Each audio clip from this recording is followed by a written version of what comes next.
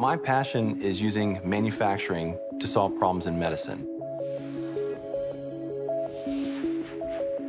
Whenever you break a bone and all of a sudden you need to have a plate or a screw put inside your body, we can print that device and we can control how fast or slow that part dissolves.